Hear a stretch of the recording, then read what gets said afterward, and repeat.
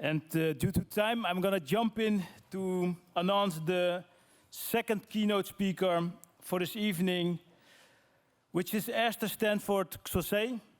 Esther Stanford-Xosei is a reparations specialist, legal advisor, international advocate, political advisor, scholar, activist, media spokesperson, environmentalist, historian, educator, trainer, keynote speaker, and mentor, and perhaps many more things, as you can imagine. On a personal, political, and professional level, repairing the historical and ongoing damage to African people and Mother Earth motivates Esther Stanford-Xosei to do her work. She will explain more about the concept of reparations, why is it important, and why does it entail. A warm and big applause for Esther. The floor is yours.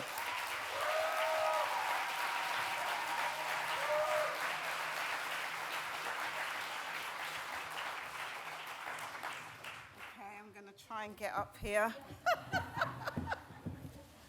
Okay. All right, let me take my glasses off. Wow, wow.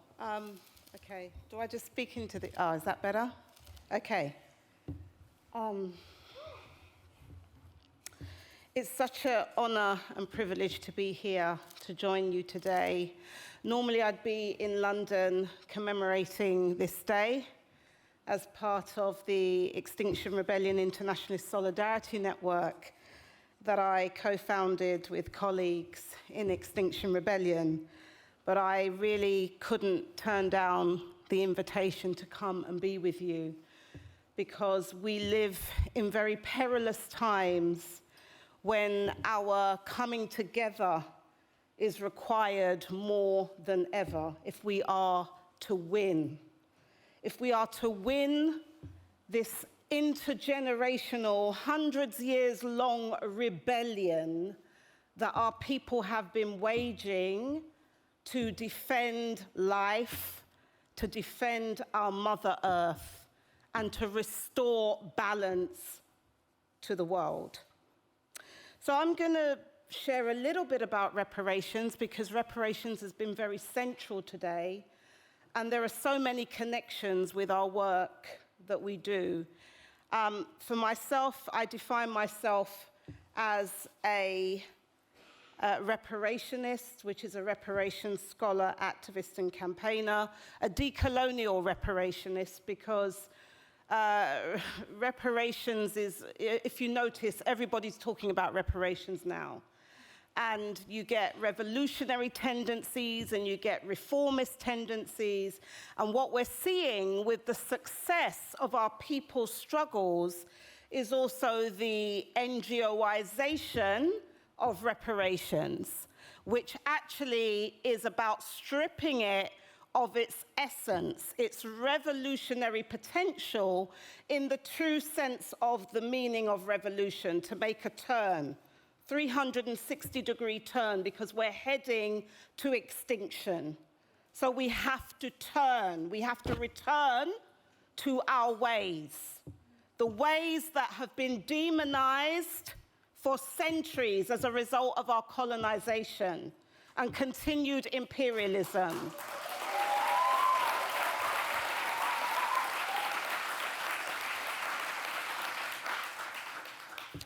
And on this journey to repair, as I prefer to say, because if you hear the word reparation in English, the root of that is repair, repair.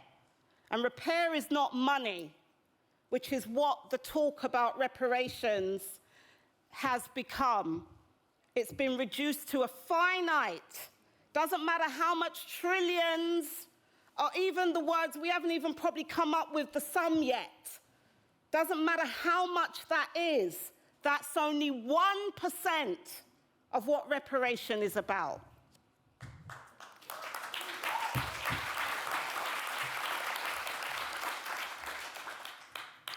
And I have to say, in my own journey as a reparationist, speaking at many gatherings like this, traveling around the world, engaging with different communities, listening to them, and also helping to encourage people to go back to their own source and their own center.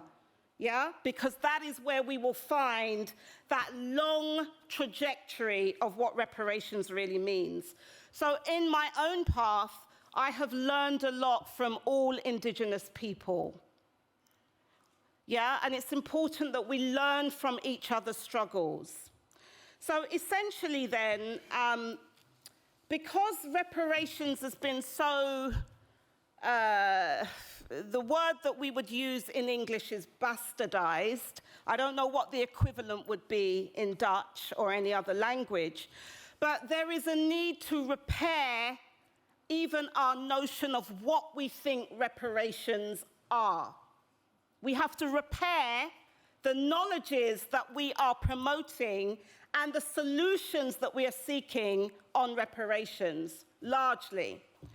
And there's an Indigenous American scholar called Professor Abya Yala, and she talks about the need to repair reparations.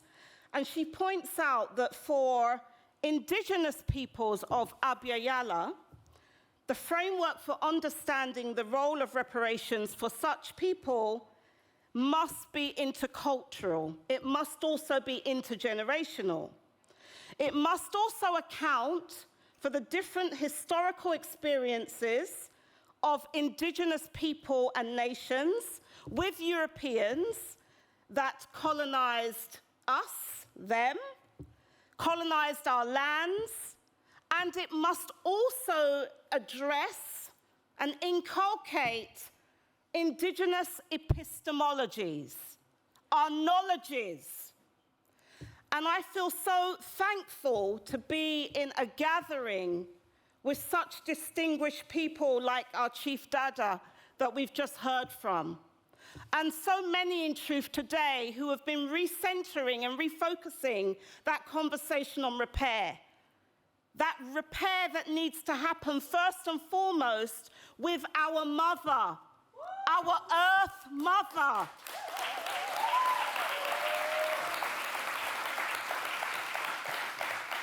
That is the repair, this breach, this separation, that we have to stop that separation.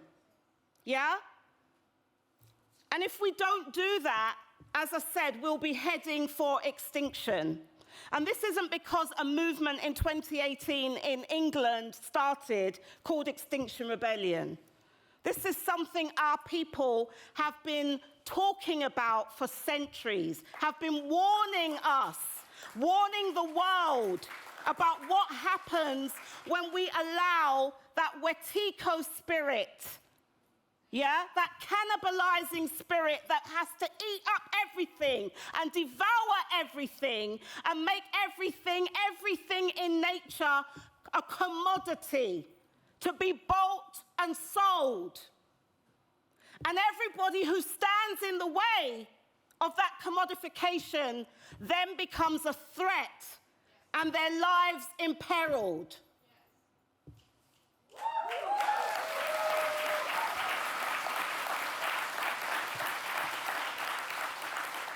So essentially, reparations is about repairing harm.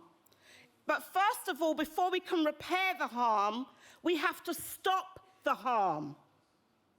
Yeah, and to all of today, we have been hearing not only about the resistance to the harm, but we've been hearing about what that harm is and how it continues. It's this many-headed hydra that has this insatiable desire and keeps on metamorphosizing itself into another global system. And so we have to be courageous enough, and that's what I'm calling on all of you here, all of you earth protectors, defenders of life, guardians of the forest, freedom fighters, wisdom keepers. You have to be at the forefront of this global remembering that is happening, this process of coming back together again. And the peoples of the world who know that language and who live that reality, actually unifying our own power base.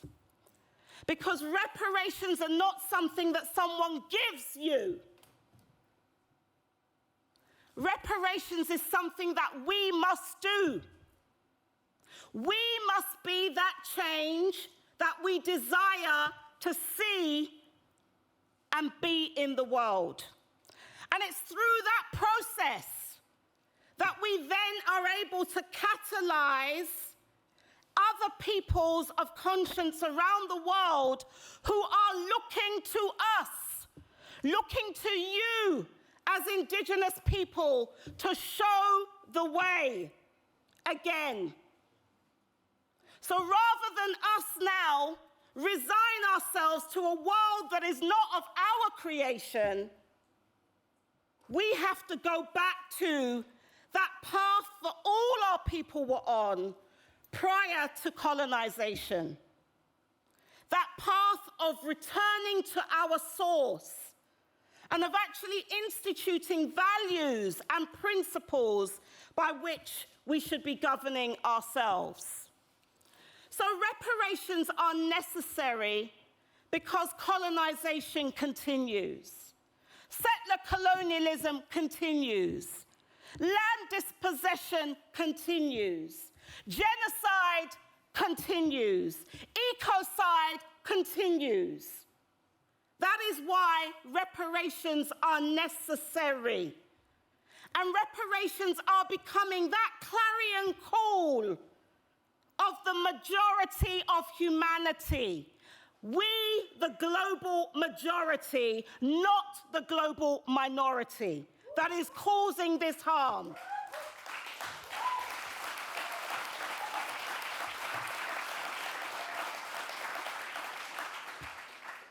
And we must fight this fight because it's an ancestral fight. And every one of us that is here today, that has been born for such a time as this, has to fulfill our mission and duty, or we betray it. And let us not be betrayers and desecrators of our people's memory and our people's resistance struggles. Let us not do that. So we carry that intergenerational trauma. We carry that transgenerational epigenetic inheritance. But that inheritance is not just one of trauma.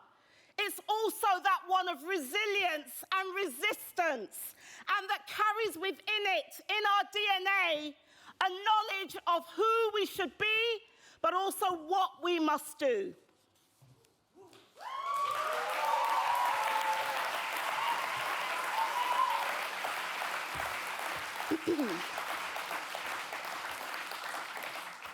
Now, all that we have spoken about today through the 1492 People's Tribunal and beyond, all these criminals that we can hold to account, but we cannot do that if we are not actually free to live our people's truth.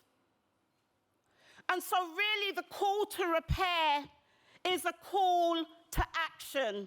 It is a call for us to be the change. It is a call for us to build our people's power so that we can not only make the world and remake the world, but we can also take back everything that continues to be stolen from us, extracted from the bowels of our Mother Earth, and deprive us of the necessary tools and resources that we need to live and to sustain ourselves into the future as a people that are past, present, and future at the same time. Now, we must recall that in the 1948 Genocide Convention, the term genocide, as we know, coined by Dr. Raphael Lemkin, he was very interested in how you destroy people, how you destroy groups. And that's why he came up with genocide. But most people have a very restricted notion of what genocide is. Raphael Lemkin, in his axis of rule in terms of Europe, what he wrote, he said that genocide has two phases. One, the destruction of the national pattern of the oppressed group, meaning the institutions that we need to continue ourselves. Our institutions are economies, our healthcare institutions, our governance institutions, our family institutions, how we sustain ourselves into the future. Now, the other aspect of genocide is the imposition of the national pattern of the oppressor. Yeah? The oppressor's way of thinking, seeing, being, and doing, and living in the world. And their value system that lives on in us, that we have to stamp out first and foremost. Because it is then that other people in the world will also wake up to their own historic mission and duty.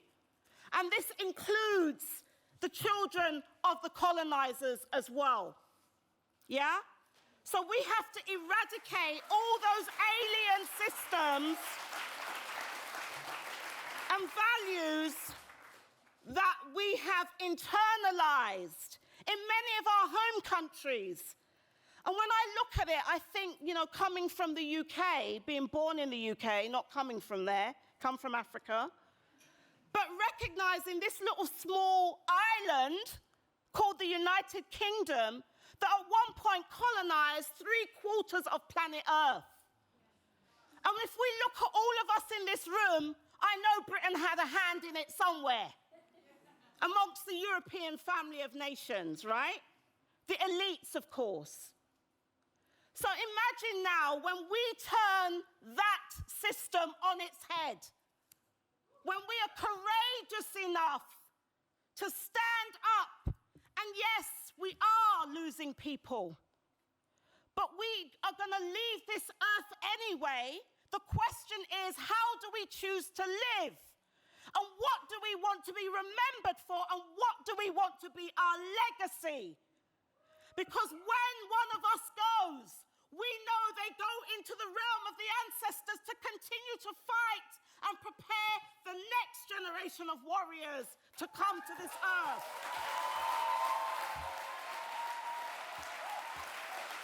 So we shouldn't fear death. Death is a part of life. We shouldn't fear it. So we should stand up, rise up, do what we need to do in order to take back the reins of power and control and that system of dominion that is imperiling not only our lives, but the lives of all our relations, human and non-human. Because the colonization now has gone into the realm of the atmosphere, which is why so many are talking and organizing to avert the worldwide climate and ecological crisis, which is killing us first. The Amazon, the Congo, West Papua, all over the world, where we find our people protecting earth, protecting land, protecting life. That is what we see. So this world is ours. And reparations is about taking back our world. It's not about someone giving us some money so that they can pay us off for despoiling our mother, for raping our mother.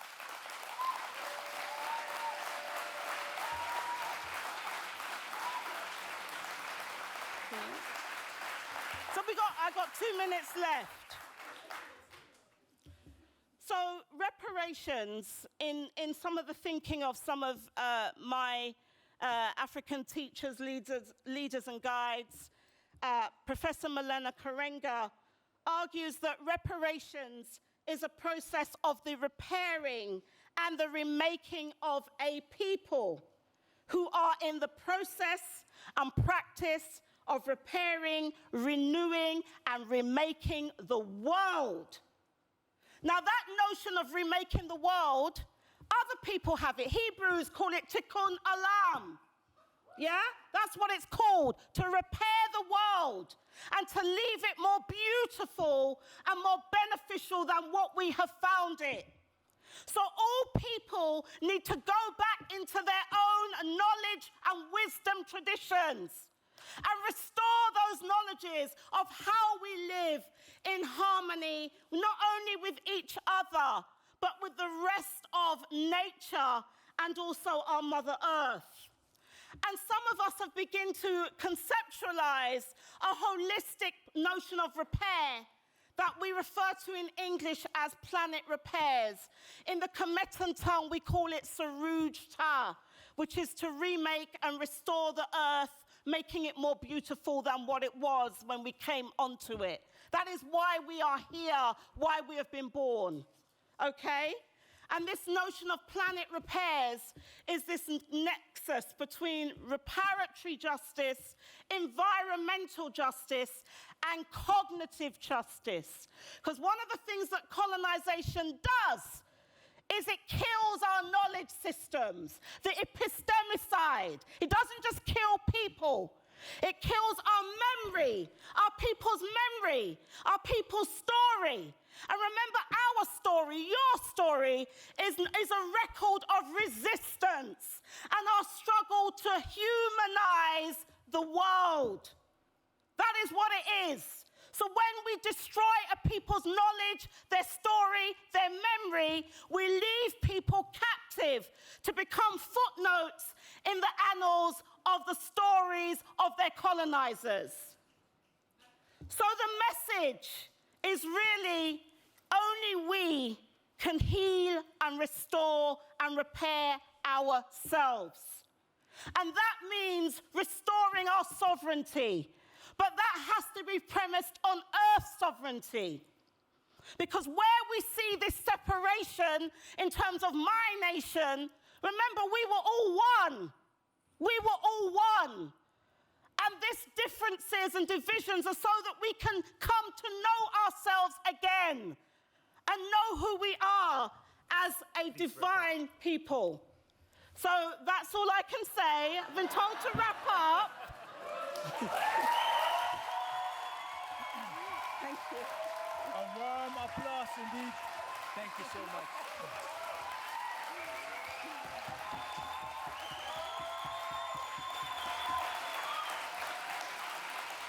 Yes, indeed. Mike. Test. Test. Test, test, test, test, test. Test, test.